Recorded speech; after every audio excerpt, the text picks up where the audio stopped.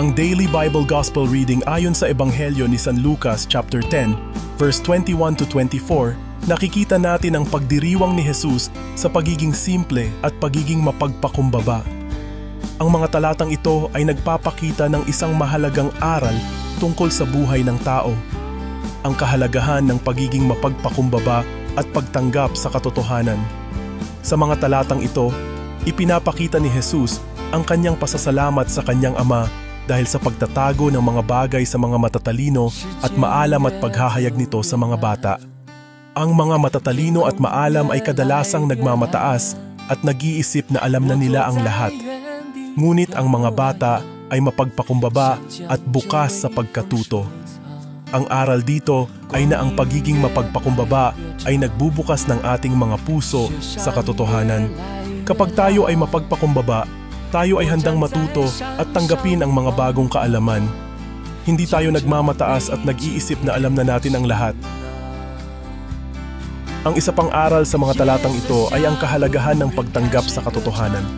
Ang mga matatalino at maalam ay kadalasang tumatanggi sa katotohanan dahil sa kanilang pagmamataas. Ngunit ang mga bata ay handang tanggapin ang katotohanan dahil sa kanilang pagiging mapagpakumbaba. Ang aral na ito ay mahalaga sa ating buhay. Kapag tayo ay mapagpakumbaba at bukas sa pagkatuto, tayo ay mas malamang na matuto ng mga bagong bagay at maunawaan ang katotohanan. At kapag tayo ay mapagpakumbaba, tayo ay mas malamang na maging masaya at mapayapang tao. Sa Ebanghelyo ni San Lucas chapter 10, verse 23 to 24, sinabi ni Jesus na masaya ang mga nakakakita ng nakikita niya at nakakarinig ng naririnig niya. Ang mga propeta at hari ay nagnanais na makita at marinig ang mga bagay na nakikita at naririnig ng mga disipulo ni Jesus. Ngunit hindi nila ito nakita at narinig. Ang aral dito ay na ang pagiging mapagpakumbaba ay nagbibigay daan sa atin na makita at marinig ang mga bagay na hindi nakikita at naririnig ng mga mapagmataas. Sa Ebanghelyo ni San Lucas chapter 10 verse 23 to 24, sinabi ni Jesus na masaya ang mga nakakakita ng nakikita niya at nakakarinig ng naririnig niya. Ang mga propeta at hari ay nagnanais na makita at marinig ang mga bagay na nakikita at naririnig ng mga disipulo ni Jesus, ngunit hindi nila ito nakita at narinig.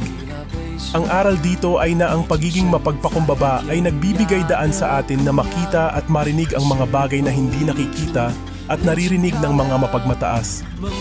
Sa Ebanghelyo ni San Lucas chapter 10 verse 23 to 24, sinabi ni Jesus na masaya ang mga nakakakita ng nakikita niya at nakakarinig ng naririnig niya. Ang mga propeta at hari ay nagnanais na makita at marinig ang mga bagay na nakikita at naririnig ng mga disipulo ni Jesus, ngunit hindi nila ito nakita at narinig. Ang aral dito ay na ang pagiging mapagpakumbaba ay nagbibigay daan sa atin na makita at marinig ang mga bagay na hindi nakikita at naririnig ng mga mapagmataas. Thanks God na nagustuhan nyo ang video. Sa ngayon lang po nakapanood ng video, ay follow nyo po si Brother Chris sa kanyang YouTube. Please subscribe at Bro Chris channel at follow sa kanyang reels at like, subscribe, share and comment. Thanks for watching and listening. God bless you. The Word of God is a guide in daily life.